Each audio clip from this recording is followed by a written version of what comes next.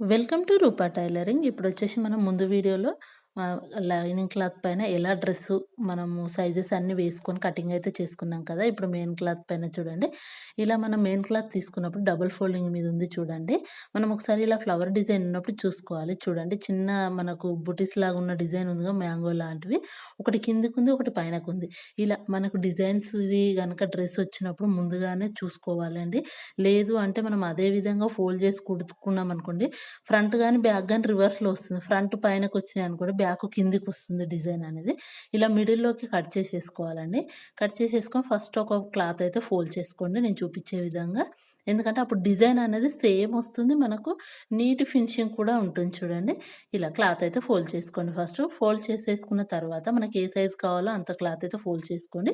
చేసుకొని ముందుగా కట్ చేసుకున్న లైనింగ్ ఉంటుందిగా ఒకసారి ఆ ఫోల్డింగ్ పైన పెట్టి చూసుకోండి. చూడండి ఇలా. ఎందుకంటే ఒక పావించు, హాఫ్ ఇంచ్ అంతా క్లాత్ మెయిన్ క్లాత్ ఎక్స్‌ట్రా ఉందంటే సరిపోతుందండి. మన క్లాత్ అనేది ఎక్కువగా వేస్ట్ అవ్వకుండా ఉంటుంది.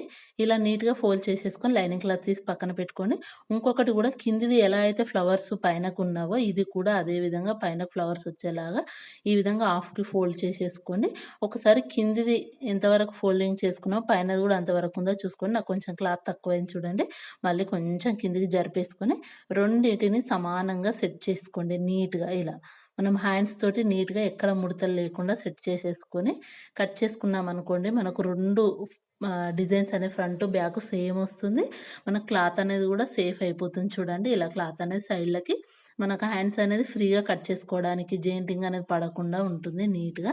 చూడండి ఇలా నీట్‌గా సెట్ చేసేసుకోండి. ఇలా సెట్ చేసుకున్న తర్వాత లైనింగ్ క్లాత్ అయితే తీసుకొని దాని పైన పెట్టేసుకోండి. పైనొచ్చేసి కొంచెం క్లాత్ అనేది స్ట్రెయిట్‌గా లేదండి. అందుకే నేను కొంచెం క్లాత్ పైనకొదిలేస్తున్నా. ఆ పైనది కట్ చేసేసుకుంటే సరిపోతుంది. ముందుగా నేనైతే లైనింగ్ క్లాత్ హైట్ అయితే మనకు 38 వచ్చిందండి. ఈ టాప్ హైట్ వచ్చేసి మనకు 42 ఉందండి. 42కి 1 ఇంచ్ యాడ్ చేసుకుంటే మనకు 43 ఇంచెస్ అయితుంది ఫోల్డింగ్ కోసం. పైన ఎట్లాగో మనం హాఫ్ ఇంచ్ ఖర్చుకైతే వదిలేస్తాం గదా! షోల్డర్స్ దగ్గర. ఈ విధంగా నీట్‌గా కొలుచుకోండి. కొలుచుకున్న తర్వాత 42 ఎగ్జాక్ట్ హైట్ 1 ఇంచ్ కింద ఫోల్డింగ్ కోసం మొత్తం 43 ఇంచెస్‌కి మార్కింగ్ అయితే చేసుకోండి. ఇలా మార్కింగ్ చేసుకున్న తర్వాత మనం కట్ చేసేసుకోవాలి చూడండి. ఇలా నీట్‌గా మార్కింగ్ అయితే చేసేసుకోండి. చేసుకున్న తర్వాతనే కటింగ్ అనేది చేసేసుకోవాలి. ఓకేనా? ఇలా చిన్న చిన్న టిప్స్ ఇలా ఫ్లవర్సు మనకు మెటీరియల్ వచ్చినప్పుడు మాత్రం ఇలా నీట్‌గా చూసుకొని చేసుకున్నామంటే నాకు ఫ్లవర్స్ అనేటివి ఎక్కువ తక్కువ అనేది రాకుండా కిందికి మీదికి అనేది ఉండదండి. ఇలా నీట్‌గా కట్ చేసుకోవచ్చు. ఒక half inch cloth are 1 inch cloth అనేది మెయిన్ క్లాత్ ఎక్స్‌ట్రా ఉండేలాగానే చూసుకొని కటింగ్ అయితే చేసేసుకోండి. చూడండి ఇలా. ఇప్పుడొచ్చేసి పైన కొంచెం క్లాత్ ఎక్కువ తక్కువ ఉంది. కిందిదును మీది ఇలా స్ట్రెయిట్‌గా కటింగ్ అయితే చేసుకొని మొత్తం మెయిన్ క్లాత్ అయితే కట్ చేసేసుకోండి చూడండి ఇలా. లైనింగ్ క్లాత్, మెయిన్ క్లాత్‌ను రెండిటిని కలిపి ఈ విధంగా కట్ చేసేసుకోండి చూడండి నీట్‌గా. ఇలా చిన్న చిన్న టిప్స్ అండి. మనకు తెలియక కుట్టేసుకుంటూ ఉంటాం కదా! ఒక్కసారి గనక మనము కొంచెం టిప్స్ అనేది ఫాలో అవుతూ కుట్టుకున్నామనుకోండి చాలా ఈజీగా మనకే అర్థమైపోతుంది. ఇలా ఇప్పుడు చూడండి ఇప్పుడు మనం వీటికి గ్లూ అనేది ఎలా అప్లై చేసుకుందామో చూద్దామండి గమ్ అనేది. ఎందుకంటే మన డ్రెస్ అనేది కుట్టేటప్పుడు కొంచెం ముడతల్లాగా రాకుండా ఉండడం కోసము ఇలా మెయిన్ క్లాత్ అయితే ఓపెన్ చేసుకోండి.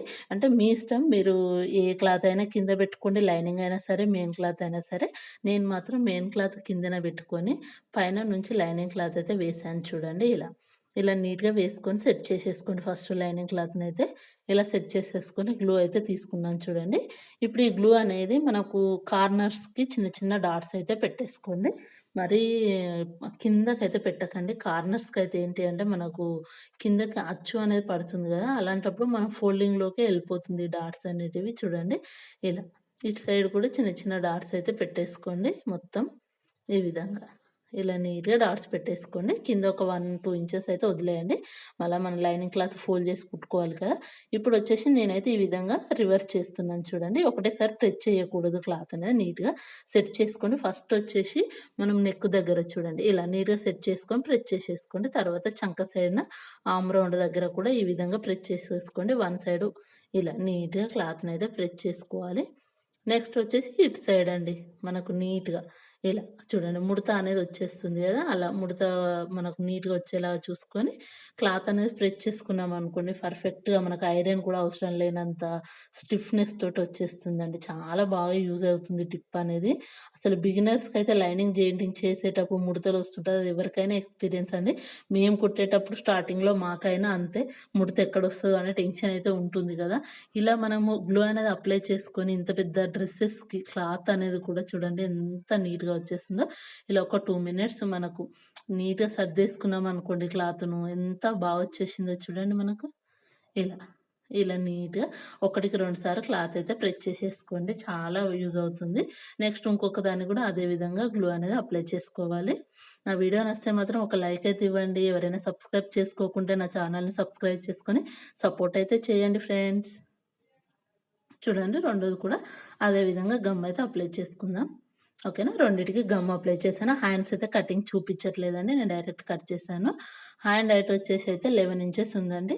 మనకు పైన ఖర్చుకు కింద 1 ఇంచ్ ఖర్చుకైతే కట్ చేసుకున్నాను. చూడండి. ఇలా నీట్‌గా మనం ఇలాంటి చిన్న చిన్న టిప్స్ అయితే యూజ్ చేసుకుంటూ కట్ చేసుకోవచ్చండి. నెక్స్ట్ వీడియోలో స్టిచ్చింగ్ వీడియో కూడా పోస్ట్ చేస్తాను చూడండి.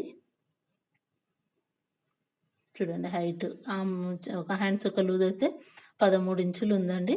ఆర్మ్ రౌండ్ వచ్చేసి మనకిట్లా 9:30 ఉంది గదా! 8:30కి మార్కింగ్ చేశాను. వీడియో నచ్చితే తప్పకుండా లైక్, షేర్ అండ్ సబ్స్క్రైబ్.